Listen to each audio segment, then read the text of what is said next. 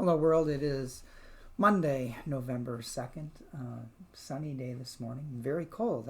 Went out running this morning, it was 28 degrees and a little breezy. Not sure if Mother Nature is trying to figure out if it's winter or fall yet. Maybe we'll just skip fall and go right into winter. We're not there yet, but don't lose hope. Today's devotion is entitled, Rejoice, I Said. Excuse me, and it's written by Quinn Caldwell, and Quinn bases the devotion upon Psalm 100 verses 1 through 2a, a New Revised Standard Version. Make a joyful noise to the Lord, all the earth. Worship the Lord with gladness.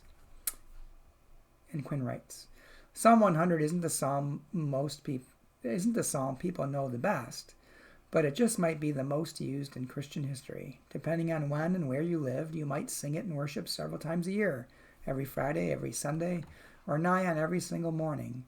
Why so much playing? Why so much play? Because life sucks. That's why. There is so much reason to not be joyful, so many reasons to be sad, angry, depressed. Plus, some of us feel those emotions without reasons. So the makers of liturgy and prescribers of worship wanted to be sure that almost as often as we got reminded by the world of how terrible things are, we got reminded by the liturgy that there was more as well. They didn't command anyone to feel joy. They said, make a joyful noise.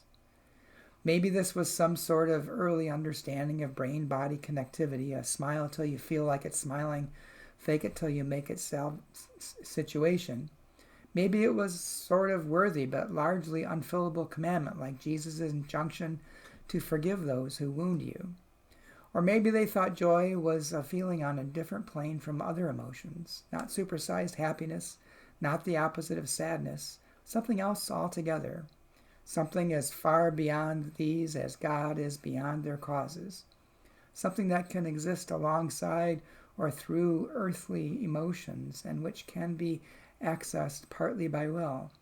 Maybe the creators of liturgy enjoined us to sing Psalm 100 so often, not to deny the reality of earth and the feelings it engenders, but to remind us that beyond it, after it, before it, and under it, it is a reality worth rejoicing in regardless of how we're feeling. And Quinn's prayer, show me what joy is. Show me how to rejoice. As I read this devotion, I thought of something that I often say, and this doesn't apply to people who have chronic depression, because depression itself, or bipolar disorder where you're happy and sad, can be caused by chemical imbalances in the body. So it doesn't necessarily address those concerns. But I've often said that you can't think yourself into a new way of being. You have to act yourself into a new way of being. So sometimes when you're really feeling overwhelmed, you need to find something positive to hold on to. Just maybe look for one thing to get you out of that situation and begin focusing on that.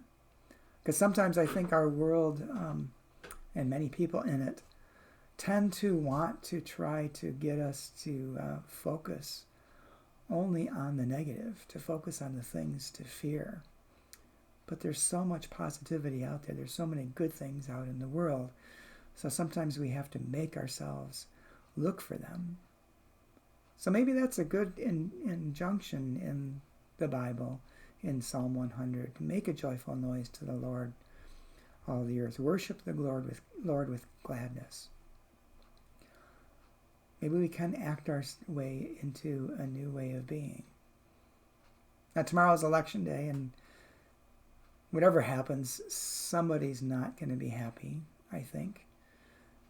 So I invite you to try to find some good in the world, no matter what the outcome. And don't give up striving to make this world a better place. Don't give in to the fear-mongers. Do the work of working alongside God to build heaven on earth. just as we pray always in the Lord's Prayer. So don't give up. Look for something good today, even if it's sunshine in the midst of 28-degree weather. That's something to be grateful for, and that's something to make a joyful noise for. Take care, and I will see you again tomorrow.